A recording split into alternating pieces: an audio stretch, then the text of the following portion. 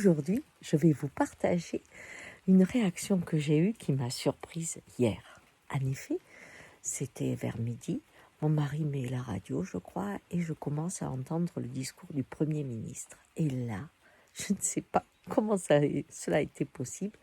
Je me suis crispée, je me suis angoissée et je lui ai dit « Arrête, je ne peux plus l'écouter parler ». J'étais surprise, bien sûr, d'avoir cette attitude. Si on arrête, on ne peut pas avoir l'information, on ne peut pas se positionner, on ne peut pas réfléchir. C'était terrible.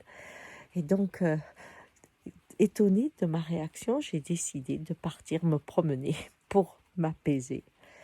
Et puis, à un moment, je me suis assise sur un rocher et j'ai réfléchi. Qu'est-ce qui se passait?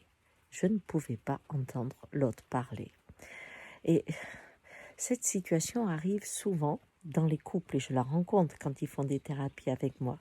Je les vois arriver, il y en a un qui commence à parler et l'autre se ferme, se crispe. Et même si celui qui parle dit des choses gentilles pour l'autre, c'est inaudible. Son corps refuse de l'écouter et je sens qu'il y a une violence qui monte qui est incroyable. Cela arrive quand? Eh bien, souvent quand le couple atteint un point délicat dans sa relation. Il y en a un des deux qui pense qu'il a été manipulé, qu'on lui a menti, qu'il n'a plus confiance, qu'il a été humilié. C'est un des deux qui pense que sa parole n'a jamais été écoutée. Et cela crée des blessures telles qu'à un moment, pouf, il y a un renfermement certain vis-à-vis de l'autre et une implosion en soi, ce qui fait qu'on se referme pour pas exploser et peut-être faire du mal. Alors, est-ce que je suis en couple avec le gouvernement? En tout cas, j'ai eu cette attitude. Et qu'est-ce que je conseille quand on arrive dans cet état émotionnel? C'est d'abord de se séparer quelque temps. Pourquoi? Pour apaiser la violence émotionnelle afin de retrouver une écoute possible.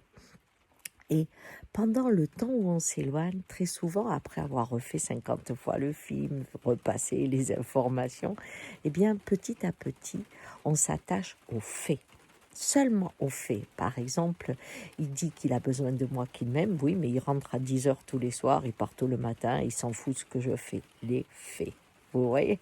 Donc, quand on arrive à pouvoir quitter la petite musique qui n'arrête pas de parler, de revoir l'histoire et de dire il aurait dû, il aurait pu, il aurait fait, on arrive au fait.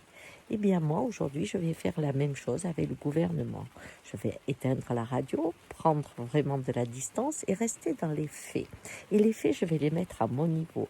Là, je rentre en Normandie, eh bien je vais regarder dans un rayon à peu près de 30 ou 40 kilomètres, les hôpitaux et les cliniques, qu'est-ce qu'il y a comme statistique chez moi? Est-ce qu'il y a des morts? Est-ce qu'il y a des personnes qui sont blessées? Je n'ai rien à faire de savoir s'il y en a qui sont contaminés, parce qu'on peut être contaminé si on n'a aucun symptôme physique, ça passe, on s'en fout. Non, je vais vraiment regarder la réalité du Covid dans ma région, dans l'endroit où je vis. Et une fois que j'aurai bien regardé les faits, à ce moment-là, dans la conscience de ce que je vis, je pourrai à nouveau écouter les informations. Voilà. Alors, je vous partage cette réaction qui m'a surprise parce qu'aujourd'hui, quand on me parle des masques, je mets des boules qui est. Au revoir.